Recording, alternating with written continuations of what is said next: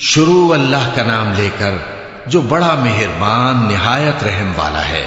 حامیم عین سین قاف۔ اللہ غالب و دانا اسی طرح تمہاری طرف ہدایات بھیجتا ہے جس طرح تم سے پہلے لوگوں کی طرف وہی بھیجتا رہا ہے۔ جو کچھ آسمانوں میں اور جو کچھ زمین میں ہے سب اسی کا ہے، اور وہ بلند و برتر ہے، عظیم ہے۔ قریب ہے کہ آسمان اوپر سے پھٹ پڑیں اور فرشتے اپنے پروردگار کی تعریف کے ساتھ اس کی تسبیح کرتے رہتے، اور جو لوگ زمین میں ہیں ان کے لیے معافی مانگتے رہتے ہیں۔ سن رکھو کہ اللہ بخشنے والا مہربان ہے، اور جن لوگوں نے اس کے سوا کارساز بنا رکھے ہیں اللہ ان پر نگراں ہے، اور تم ان پر داروغہ نہیں ہو۔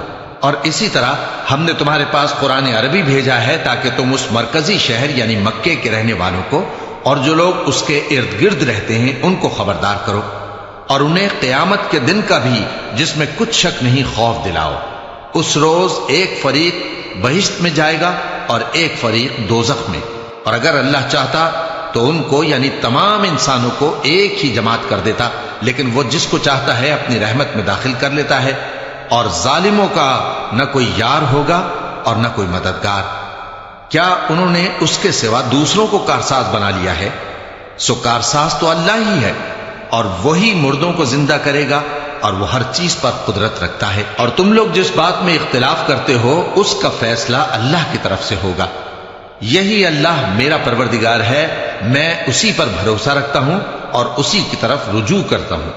وہی ہے آسمانوں اور زمین کا پیدا کرنے والا، اسی نے تمہارے لیے تمہاری ہی جنس کے جوڑے بنائے اور چوپایوں کے بھی جوڑے بنائے۔ وہ اسی طرح تم کو پھیلاتا رہتا ہے، اس جیسی تو کوئی چیز نہیں، اور وہ سنتا ہے، دیکھتا ہے۔ آسمانوں اور زمین کی کنجیاں اسی کے پاس ہیں، وہ جس کے لیے چاہتا ہے رزق فراخ کر دیتا ہے اور جس کے لیے چاہتا ہے تنگ کر دیتا ہے۔ بے شک وہ ہر چیز سے واقف ہے۔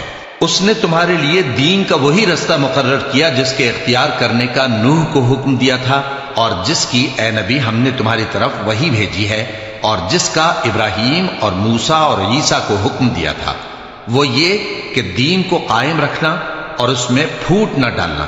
جس چیز کی طرف تم مشرکوں کو بلاتے ہو وہ ان کو ناگوار گزرتی ہے۔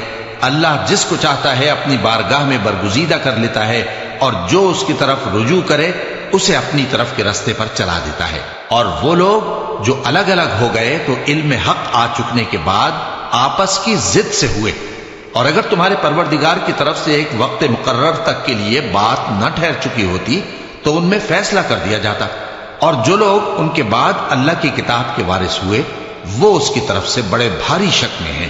تو اے نبی اسی دین کی طرف لوگوں کو بلاتے رہنا، اور جیسا تم کو حکم ہوا ہے اسی پر قائم رہنا، اور ان کی خواہشوں کی پیروی نہ کرنا، اور کہہ دو کہ جو کتاب اللہ نے نازل فرمائی ہے میں اس پر ایمان رکھتا ہوں، اور مجھے حکم ہوا ہے کہ تم میں انصاف کروں۔ اللہ ہی ہمارا اور تمہارا پروردگار ہے، ہم کو ہمارے اعمال کا بدلہ ملے گا اور تم کو تمہارے اعمال کا۔ ہم میں اور تم میں کچھ بحث و تکرار نہیں، اللہ ہم سب کو اکٹھا کرے گا اور اسی کی طرف لوٹ کر جانا ہے۔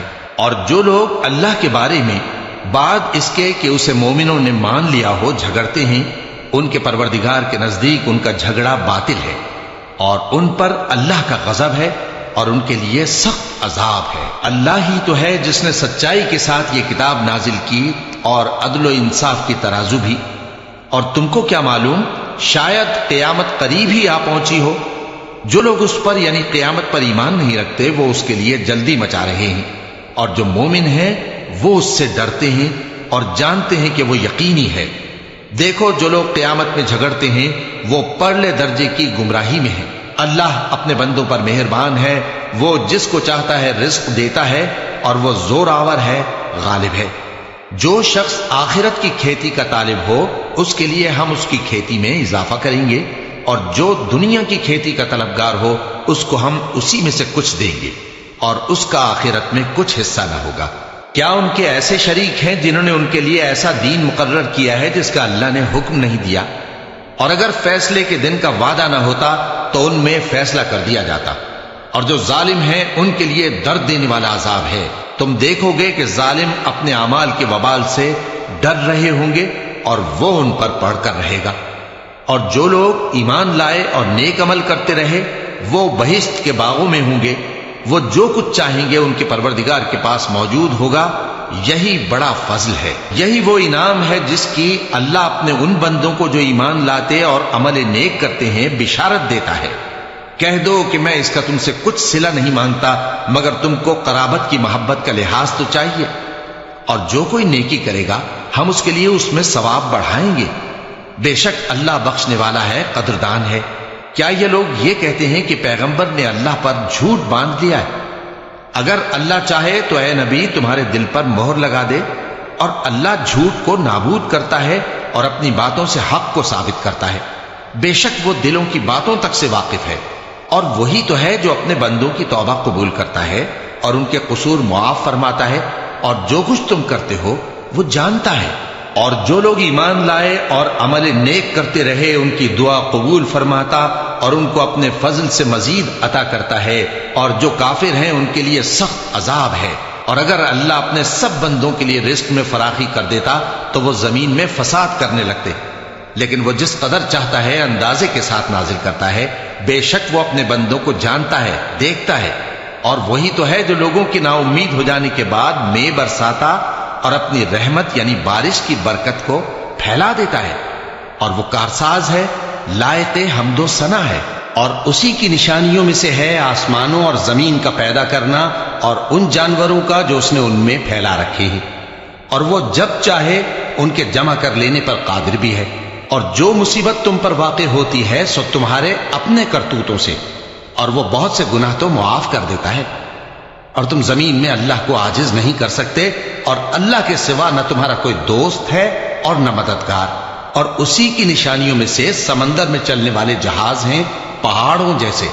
اگر اللہ چاہے تو ہوا کو ٹھہرا دے کہ جہاز اس کی سطح پر کھڑے رہ جائیں۔ ہر صبر اور شکر کرنے والے کے لیے ان باتوں میں قدرت کے نمونے ہیں۔ یا ان کے اعمال کے سبب ان کو تباہ کر دے اور بہت سو کو معاف بھی کر دے۔ اور سزا اس لیے دی جائے کہ جو لوگ ہماری آیتوں میں جھگڑتے ہیں وہ جان لیں کہ ان کے لیے کوئی جائے فرار نہیں۔ لوگوں، جو مال و متاع تم کو دیا گیا ہے وہ دنیا کی زندگی کا ناپائیدار فائدہ ہے، اور جو کچھ اللہ کے ہاں ہے وہ بہتر اور باقی رہنے والا ہے، یعنی ان لوگوں کے لیے جو ایمان لائے اور اپنے پروردگار پر بھروسہ رکھتے ہیں، اور جو بڑے بڑے گناہوں اور بے حیائی کے کاموں سے پرہیز کرتے ہیں، اور جب غصہ آتا ہے تو معاف کر دیتے ہیں، اور جو اپنے پروردگار کا فرمان قبول کرتے ہیں اور نماز پڑھتے ہیں اور اپنے کام آپس کے مشورے سے کرتے ہیں، اور جو مال ہم نے ان کو عطا فرمایا ہے اس میں سے خرچ کرتی ہیں۔ اور جو ایسے ہیں کہ جب ان پر ظلم و زیادتی ہو تو مناسب طریقے سے بدلہ بھی لیتے ہیں، اور برائی کا بدلہ تو اسی طرح کی برائی ہے، مگر جو درگزر کرے اور معاملے کو درست کر دے تو اس کا بدلہ اللہ کے ذمے ہے۔ اس میں شک نہیں کہ وہ ظلم کرنے والوں کو پسند نہیں فرماتا۔ اور جس پر ظلم ہوا ہو اگر وہ اس کے بعد انتقام لے لے تو ایسے لوگوں پر کچھ الزام نہیں۔ الزام تو ان لوگوں پر ہے جو لوگوں پر ظلم کرتے ہیں اور ملک میں ناحق فساد پھیلاتے ہیں، یہی لوگ ہیں جن کو تکلیف دینے والا عذاب ہوگا۔ اور جو صبر کرے اور قصور معاف کر دے تو یہ بڑی ہمت کے کام ہیں۔ اور جس شخص کو اللہ گمراہ رہنے دے تو اس کے بعد اس کا کوئی دوست نہیں۔ اور تم ظالموں کو دیکھو گے کہ جب وہ دوزخ کا عذاب دیکھیں گے تو کہیں گے کیا دنیا میں واپس جانے کی کوئی سبیل ہے؟